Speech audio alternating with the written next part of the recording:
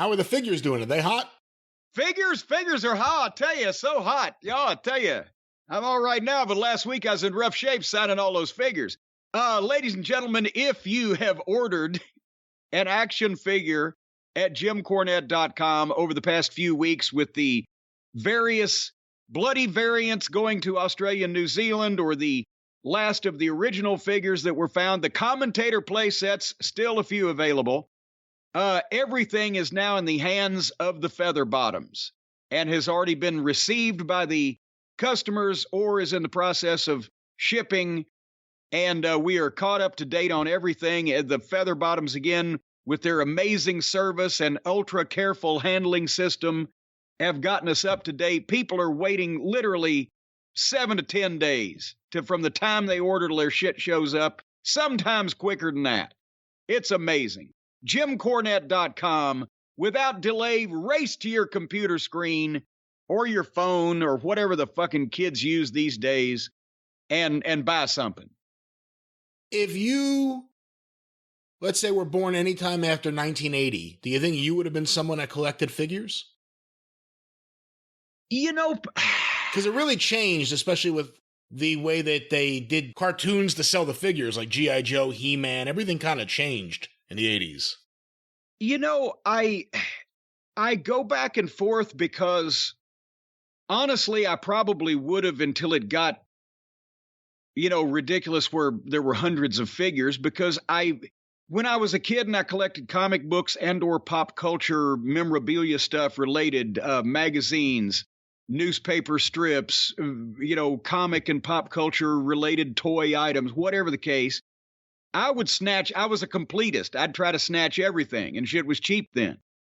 So with wrestling, the things you could buy then were programs, pictures, and magazines, either current or back issue. There was and occasionally a t-shirt. There wasn't figures or play sets or rings or whatever. But then the stuff that went into my wheelhouse, as they say, was always paper goods, products, the written word, the picture or the column or the newspaper ad or the magazine or book or whatever.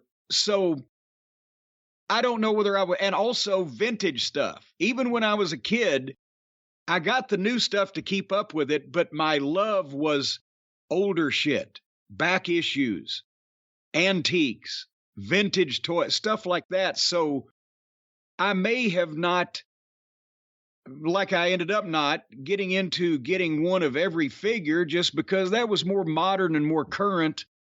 And if I was going to spend money, I spent money on the vintage memorabilia. If there had been a way to economically construct wrestling figures in the mid-70s, let's say in a territory you would know well, the Jarrett territory, Jarrett, Welch, whatever you want to call it. Gulas Welch, run by Jarrett. Gulas Welch or Jarrett. I'm just a babbling idiot here this week, ladies and gentlemen. Yes, you are. Well, I wouldn't say you're babbling. Well, thank you very much, but if there had been a Jerry Lawler figure, or he's a heel, if there had been a Jackie Fargo figure, even if it was kind of cheap, would it have sold, and how many would have sold?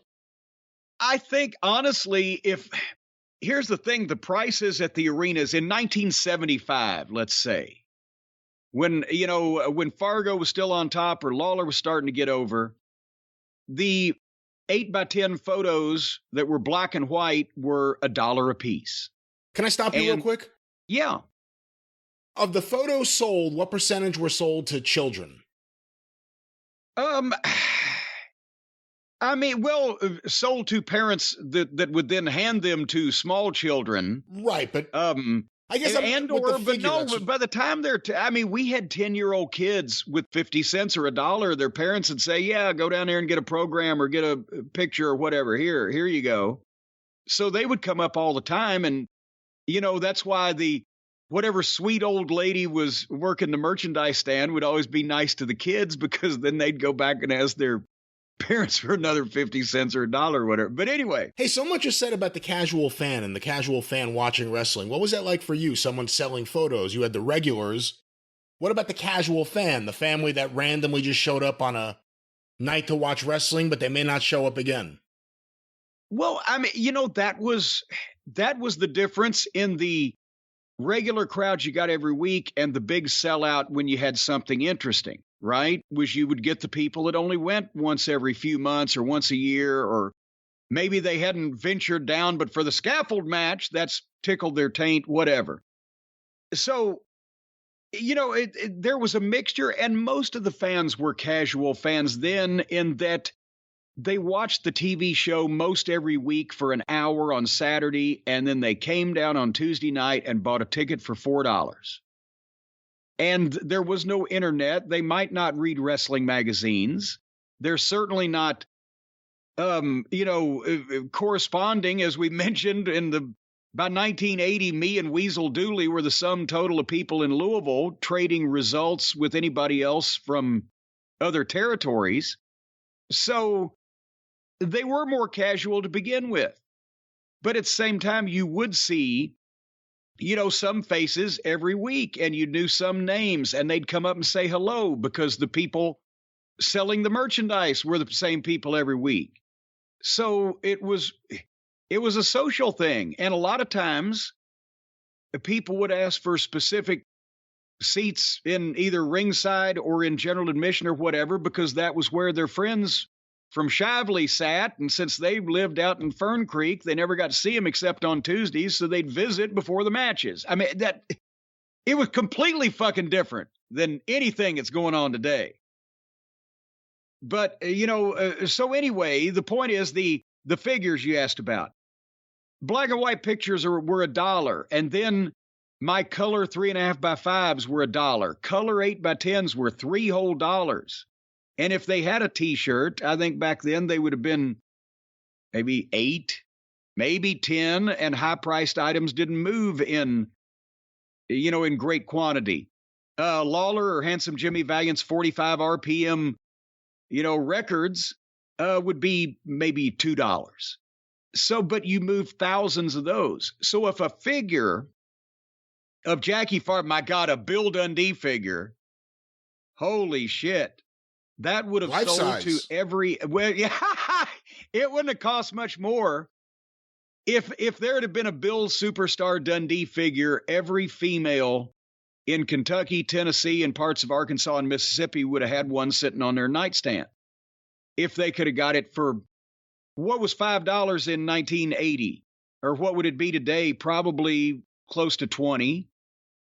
Maybe they'd have paid a little bit more, but these were not, high dollar items because they were going for the quantity. And when you had, we've totaled up the Memphis territory before. Let's say you had, on an average week, if you had 8,000 people on Monday in Memphis and then 3,000 in Louisville on Tuesday, there's 11,000, and 750 in Evansville on Wednesday. There's almost 12,000. Let's round it off. But Rupp Arena in Lexington on Thursday, you might have 5,000 or 6,000. So now we're up to 18. Throw a couple in for Nashville on Saturday night, 20,000. You got 2 shows that run on Friday night that are going to draw 500 or 1,000 apiece. So you've sold 22,000, 23,000 tickets that week. And a lot of those people will spend $1 on a program or a picture.